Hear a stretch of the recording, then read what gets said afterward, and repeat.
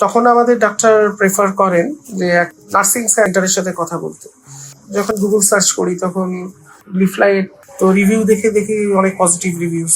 Phone করতেই পরের দিনই ওনারা চলে আসে। তখন তোমার পেটে জ্ঞান ট্যান ছিল না, ওই আমার সমস্ত কিছু পরিষ্কার করতো, এ করতো।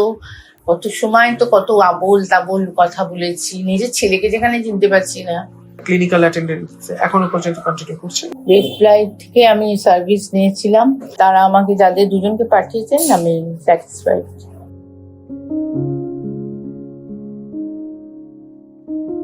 নমস্কার, আমার নাম ডক্টর কৃষ্ণামালা ব্যানার্জি। আমি বেহালার একটা কলেজের প্রিন্সিপাল ছিলাম, এখন রিটায়ার্ড। আমার ছেলে বাইরে থাকে। আমি সব্যসাচী বালা, আমার মা অ্যাকচুয়ালি পেশেন্ট ডক্টর কৃষ্ণামালা ব্যানার্জি। আমি যখন ব্যাঙ্গালোরে ছিলাম অফিসিয়াল ট্যুরে, তখন আমি খবর পাই যে আমার মা সেন্সলেস হয়ে গেছে। আমি ভোরবেলা পুজো দিতে এসেছিলাম, আমার হাত থেকে শাঁকটাক গুলো পড়ে যায়, তারপর আমার কিছু মনে নেই। সেন্সলেস হয়ে যাওয়ার পরে অনেকক্ষণ ফ্লোরে পড়েছিল। তো তারপরে পাশে নেক্সট ডোর নেবার দেখে প্রথমে আরজি করে ভর্তি করা হয়, তারপরে ড্যাফোডিলে ভর্তি করা হয়। আমার ছেলে টিকিটটা প্রিপয়েন্ট করে নিয়ে চলে আসে, তারপরে এমআরআই করা হয়, কিন্তু কিছু ডিফেক্ট ধরা পড়েনি। তারপর আশ্চর্য, আমার কোথাও ফ্র্যাকচারও ধরা পড়েনি, কিন্তু আমার তবুও জ্ঞান ফিরছিল না।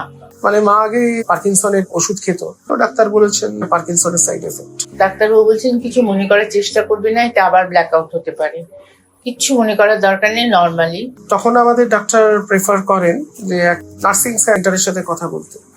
তো আমি যখন গুগল সার্চ করি তখন প্রথমেই আমি তো রিভিউটা দেখি, লিফলাইট তো রিভিউ দেখে দেখি অনেক পজিটিভ রিভিউস।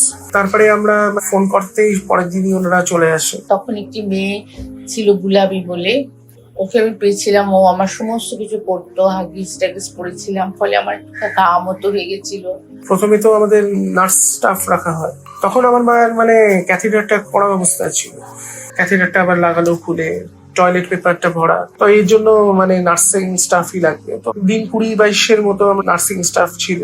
যখন ফলো আপ করতে যাই তখন ডক্টর বললেন যে এবার আপনারা ক্লিনিক্যাল অ্যাটেন্ডেন্ট রাখতে পারেন। গোলাপি যখন ছিল তখন তোমার পেটে জ্ঞান ট্যান ছিল না, ওই আমার সমস্ত কিছু পরিষ্কার করতো, এ করতো, প্রচুর করেছে। 1 মাস ছিল, চলে যাওয়ার পর আমি ওকে খুবই মিস করি। সেটা মেয়ের মতোই থাকে। ওনাদের কাজ বাথরুমে নিয়ে যাওয়া, ক্লিন করিয়ে দেওয়া, খাওয়ানো, তারপরে ওষুধটা টাইমে টাইমে দিয়ে দেওয়া, এটাই হচ্ছে মেন, যেটা ওষুধটা টাইমে টাইমে দেওয়া, এটাই আমরা চেয়েছিলাম। কত সময় তো কত আবোল তাবোল কথা বলেছি, নিজের ছেলেকে যেখানে চিনতে পারছি না। তারপর এই বিরিমা বলে মেয়েটি আছে, একটা শব্দে বলবো ভালো যে সার্ভিসটা পেয়েছি, I would like to recommend to my relatives and my friends and my known persons who are staying here. We are satisfied.